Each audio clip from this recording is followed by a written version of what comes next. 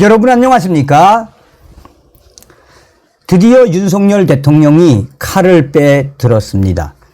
가짜 뉴스와 좌파 언론의 무능 대처, 또한 업무 평가도 최하위인 문광부 장관 곧 교체가 된다라는 소식.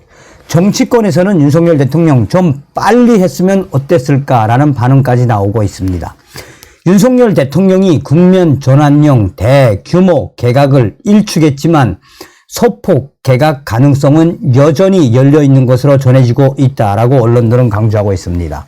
특히 공영방송, 가짜뉴스 등을 향한 여권의 불만이 큰 상황에서 박보균 문광부 장관의 교체가 유력하다라고 강조하고 있습니다. 여권 국민의힘 고위 관계자는 윤석열 대통령께서 장관들에게 일할 수 있는 환경을 만들어주고 이 신뢰를 주고 계신 것은 사실이지만 문체부는 다르다라며 이미 대통령실 차원에서 후보군이 추려졌고 추려진 인사들의 마지막 인사검증이 지금 진행되고 있다라고 전하고 있습니다. 실제로 인사기획비서관실은 지난 3월부터 문광부 장관 후보자를 추리기 시작했고 이후 바통을 이어받은 인사비서관실에서 후보군을 대상으로 검증을 진행하고 있는 것으로 전해지고 있습니다.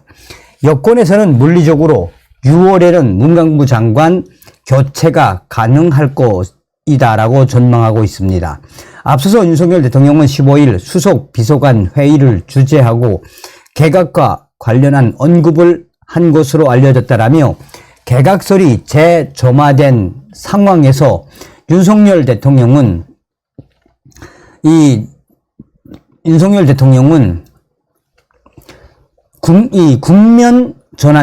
국면 전환용 개각은 없다. 장관은 2년은 해야 한다라는 취지의 말로 진화에 나서지 않았었습니까? 윤석열 대통령은 그러나 이 문광부 장관인 박보균 문광부 장관 교체는 예외라고 판단한 것으로 보인다며 문체부 장관 교체가 국면 전환용 개각이 아니라 업무에 따른 적시 교체라는 것. 이미 여권에서도 문광부 장관인 박 장관을 향한 불만이 누적되어 있는 상태다라고 전했습니다. 박 장관은 지난해 12월 정부가 실시한 장 차관 업무 평가에서도 최하위에 위치한 것으로 전해지고 있으며 KBS와 MBC 등 공영방송의 가짜뉴스 논란과 미디어 정책 등과 관련해 박보균 문광부 장관이 이 대응이 지나치게 소극적이다라는 지적이 당정을 가리지 않고 쏟아져 나왔었다라고 전하고 있습니다. 그럼에도 윤석열 대통령은 교체 대신 신뢰를 택하며 시간을 주었는데 하지만 취임 1년이 지난 상황에서도 여전히 문체부에 뚜렷한 성과가 없다는 지적이 쏟아지면서 윤석열 대통령이 결국은 문체부 장관 교체 필요성을 인식한 것으로 보인다라고 전하고 있습니다. 특히 가짜뉴스는 윤석열 대통령이 수차례 뿌리 뽑아야 한다라고 강조한 대목이며 윤석열 대통령은 지난 4.19 기념식에서 허위 선동, 가짜뉴스 협박과 폭력 선동이 진실과 자유로운 여론 형성에 기반해야 하는 민주적 의사결정 시스템을 왜곡하고 위협하고 있다라고 지적하지 않았습니까? 윤석열 대통령은 이 같은 취지의 주장을 지난 4월 미국 위해 연설에서도 했습니다. 자, 문체부는 네이버와 다음 등 포털 개혁 등도 동시에 진행해야 하는 상황. 문체부는 14일 가짜뉴스 퇴치 태스크포스 기능 전면 강화를 선언했지만 이미 늦은 감이 있다는 것이 국민의힘 여권의 평가지요.